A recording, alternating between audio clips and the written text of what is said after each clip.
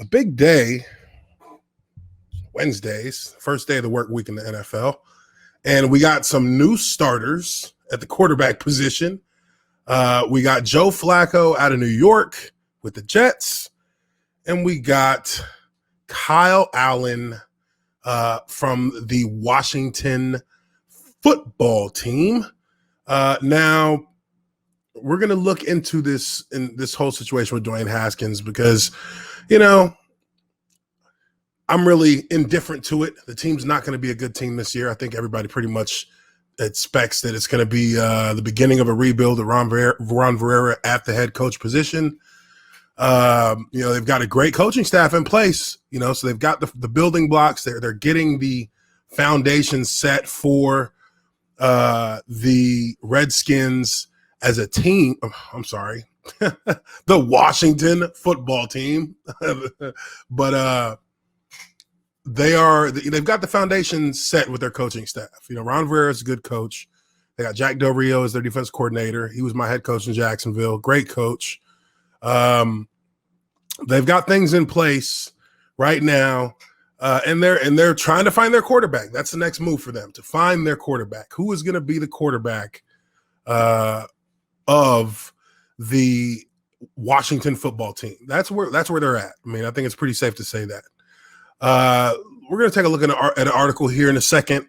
But aside from that, with the Washington football team, you've got the Jets.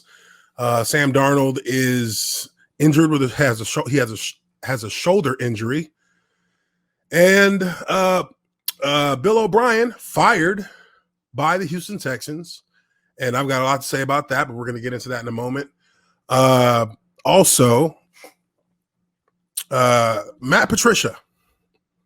Matt Patricia is a person that should be on a flaming, engulfed in flames, just total nuclear option hot seat right now. Like, this guy is barely won any games in Detroit, and somehow he's still a head coach. While you look at Bill O'Brien, a lot more wins, a lot more success, a couple of critical errors that likely led to his demise as a head coach. But Matt Patricia still has the head coaching title on a team that just really doesn't look like it has any direction. So let's start off. Let's talk a little bit about this Dwayne Haskins. And I'm going to share this screen so you guys can see the article that I'm on.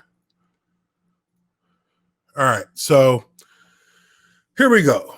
Bleacher Report, they're talking about Dwayne Haskins. Now, I'm not going to claim to be one that really knows a ton about, what their stats look like right now as a team. But I mean, what are they, 1-4, I believe, or 1-3, I believe they are.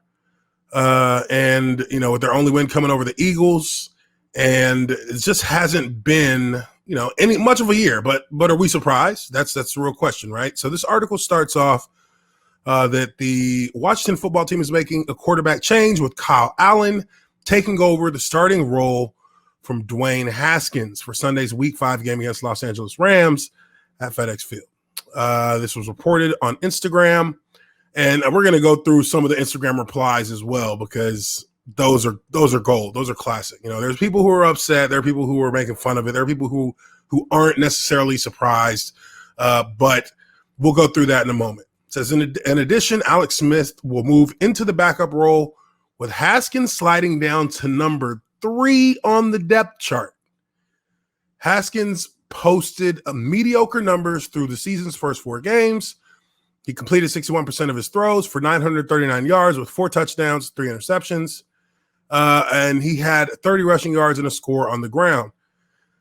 I mean, really, for a second-year guy, a guy who really was, really, I would consider this his rookie year. Last year was a year that was just completely maligned and utter irrelevance. And, their offensive line was terrible last year. A lot of guys on that line wouldn't be starting on many other teams in the NFL. And, he was out there. He was thrown to the sharks. He was thrown in the deep end, and he sunk for the most part. So why is it, why are we holding that against him when he didn't have anything around him in way of an actual foundation, a core, to give him the ability to grow as a player. You know, he never had that. Whoops. He never had that. Crap. Let me make this bigger. There we go. He never had, you know, the framework to be successful in Washington, you know, and that framework, when you're talking about building a framework for a quarterback, you know, obviously the biggest piece and the first piece that you need is a left tackle. You need a left tackle. You need an offensive line. Then you need to give him weapons to throw the ball to. So obviously you start prioritizing receivers. You know, they didn't have any of that last season. None of that whatsoever. So how exactly are we supposed to believe that he's not worthy of being the starter right now? Present to me something from a factual end that I can look at when you compare him to his peers among the league. Among those in the league, that is going to be the true measuring stick as to what is he, where is his progression right now as a player? Where is his progression going? And how does it stack up against other players who are in at least a somewhat similar position? Because you can't compare Dwayne Haskins, you know, his ability as a starter to Aaron Rodgers. You can't compare that because Aaron Rodgers has a fully fleshed out offense that knows what it is, knows where it's going, knows what it wants to get done. Washington has none of those. They have the coaches that are building a new culture there. But for right now, they don't have any of these things that an offense like Green Bay has. They don't have any of these things, even like an offense like the Cowboys have, who, by the way, have the same record with a quarterback that is probably considered worlds above Haskins in his skill set. So they have the same records. Yeah, now you look at their statistics compared 1-to-1, you know, obviously Dak Prescott is doing a lot more with his time on the field than Dwayne Haskins is. But Dak Prescott has been the quarterback there in Dallas for how long? That's an offense that knows, for the most part, what they want to do, where they want to go. And their offense has been one that has been in place and pretty similar, even with Mike Martz as their head coach. That offense has been in place with the same pieces long enough to have chemistry, to have trust, to have to have a more gelled and unified operative focus than you would get with the Washington football team. That's just indisputable. So, you know, you go from that team to the team that they beat in their same division. You go to the Eagles. The Eagles are a team that's wading in the waters right now because they're on the verge of sinking. You know, Carson Wentz had a good performance. He had a good performance on Monday night, but what does that mean? You know, what does that really mean?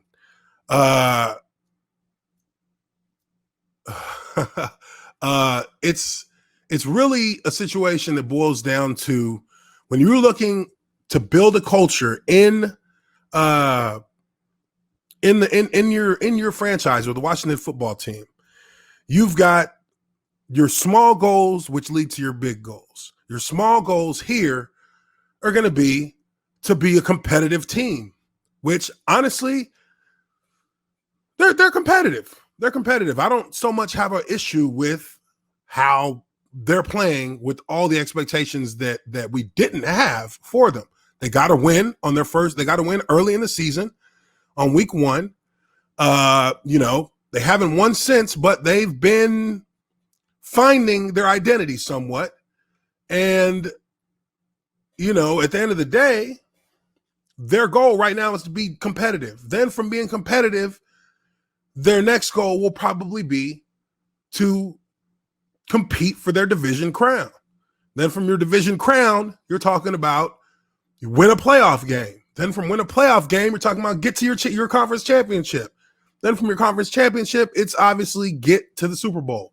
So there's a path that Washington is going to take in those steps, but you can't necessarily, after one season that was nearly just a complete and utter just an anomaly of irrelevance. I mean, they were so irrelevant, that they almost won the division. but this is really, to me, it's a weird situation for Dwayne Haskins to be in. But let's look, and continue on in this article. It says here, okay, he ranked last among the 32 qualified quarterbacks in ESPN's total QBR with a 30.6 and received 47.2 overall grade from Pro Football Focus.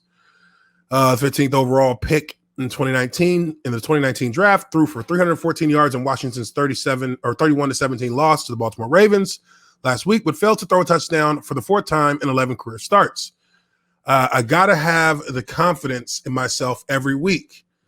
This week, I wanted to forget whatever happened previously, block out the noise, and most importantly, have fun and trust what we're doing schematically. I trust my teammates. I did that day, and I did that today, and then it translates on a lot of players where we had some conversions, some big gains, and some tone plays. Oh, it's hard for me to talk right now. ESPN's Dan Orlovsky didn't believe Haskins was the main problem, though.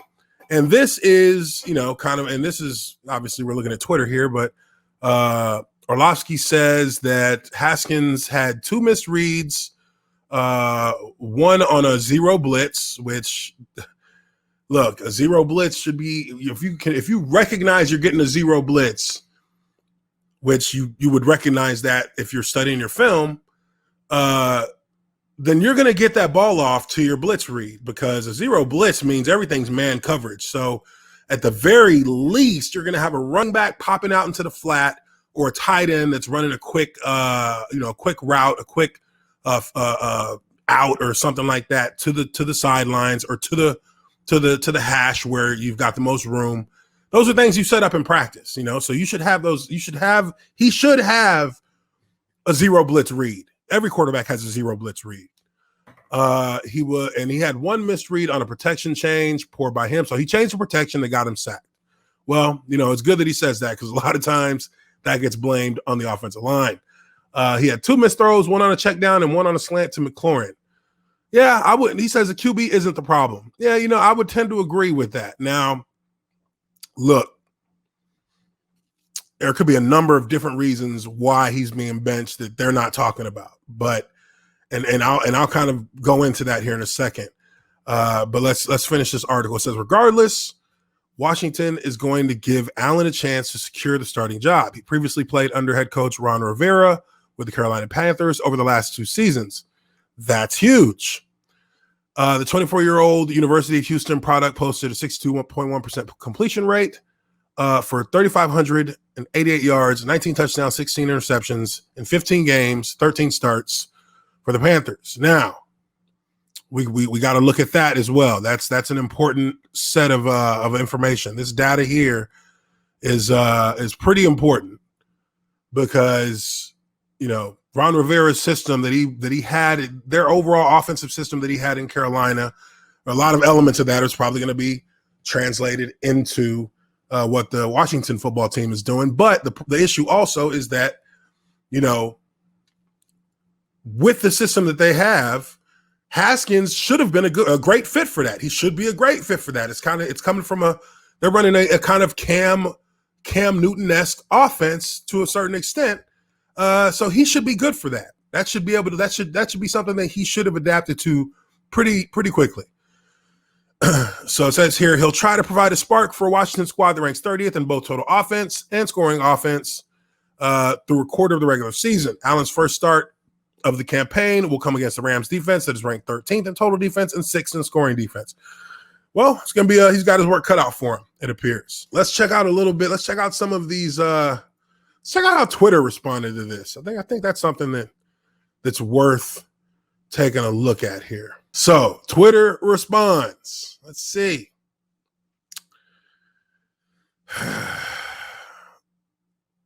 Y'all bench him after 10 games, but Daniel Jones won 3 games in 2 years and throws hella picks. It's because he's white. He gets that privilege. That's all I'm going to say about that. And if you're benching Haskins for playing bad, what y'all benching? When y'all benching who? Anyways, look, I will say this. Daniel Jones is not a member of the Washington football team.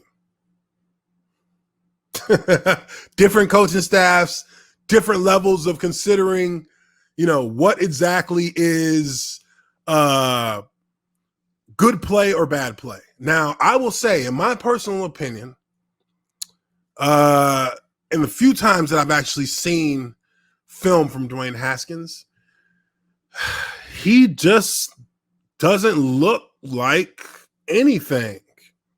He just looks like a player on the field throwing the ball.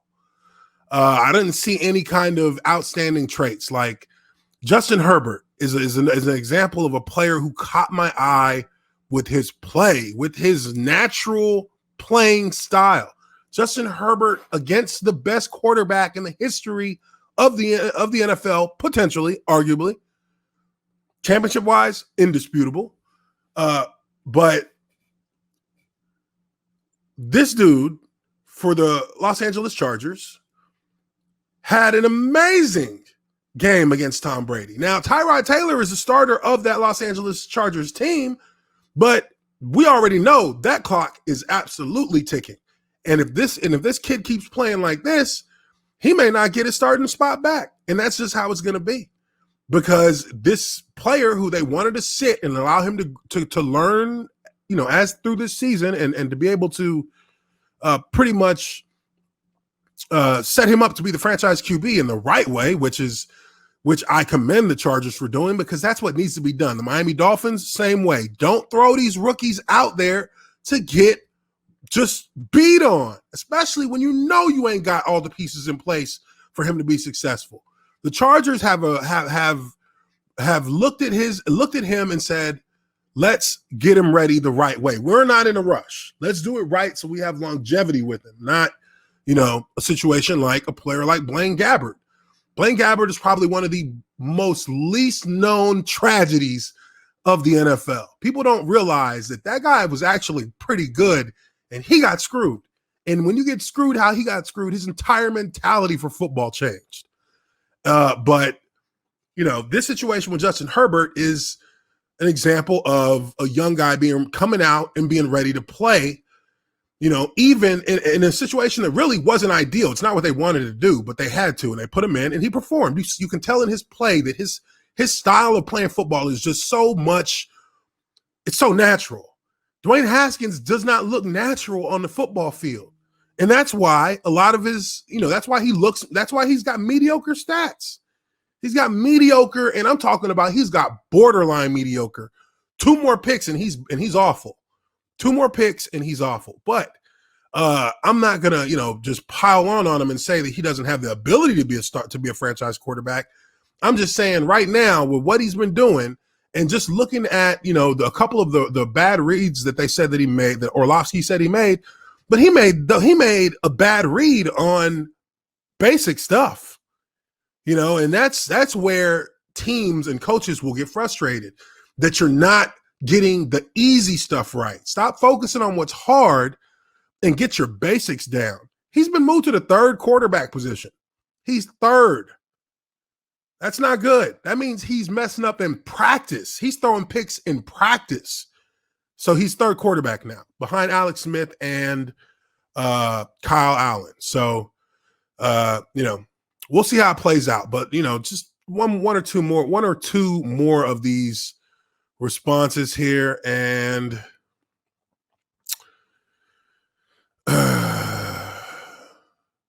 okay, we got one here. Says, all y'all Haskins wasn't given a chance, folks.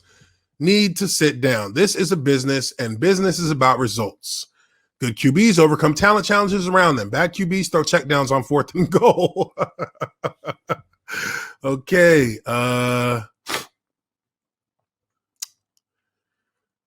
Okay, there's a lot of. I mean, there's pretty much there's a sentiment that this isn't a fair shake for him, and here's something right here. Rivera just lost respect from players and from me. Don't say you're supportive of Haskins and then bench him after playing a fine game. Let him develop. I highly doubt that Kyle Allen will be any better. Much of the problems is on a weak O-line. Anyway, all QBs will struggle right now. There's some truth to that. There's some truth to that. But just to kind of, bring it back to, what happens on the football field and how things play out behind the scenes when, after the games, during practice, after practice, things y'all won't see, because you're fans. You're going to see reports from people who are reporting, beat reporters, stuff like that. Adam Schefter, those people, they're going to send you out these tidbits of insider info. But look, a lot more goes on behind the scenes than even those guys know. And when a quarterback gets switched, the way he's getting switched, it's because really at the end of the day, when I look at this situation, Rivera don't want him.